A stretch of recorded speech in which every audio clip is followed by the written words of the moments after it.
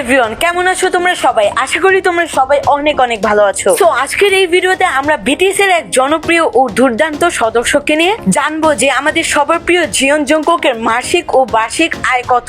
তো এভরিওয়ান, আজকের এই ভিডিওটি কিন্তু অনেক অনেক বেশি ইন্টারেস্টিং হতে চলেছে। তো তাই অবশ্যই ভিডিওটিকে একটু স্কিপ না করে সম্পূর্ণ দেখার অনুরোধ রইল।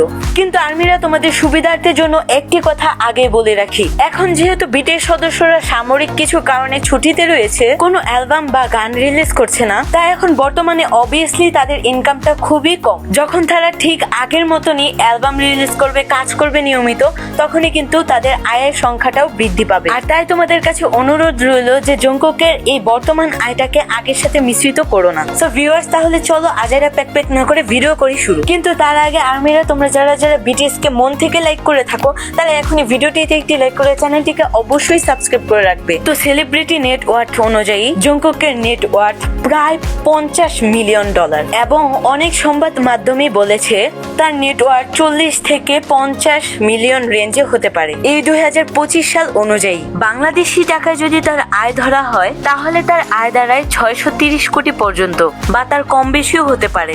একানুষ্ঠিক পারফরমেন্স থেকে তার আয় হতে পারে প্রায় 65 কোটি থেকে 130 কোটি। তবে মনে রেখো, এই আয়গুলো শুধুমাত্র সোশ্যাল ব্লেড অনুযায়ী বলা হয়। তারা কখনোই তাদের আসলে ইনকাম রিভিল করেনি, সবই অনুমানের ভিত্তিতে সাধারণত বলা হয়ে থাকে। সো ভিউয়ার্স, এই ছিল আজকের এই ভিডিও। আচ্ছা, তোমার কি মনে হয় এক্স্যাক্টলি জংকুকের আয় কত হতে পারে? অবশ্যই আমাকে কমেন্ট করে জানিয়ে দিও।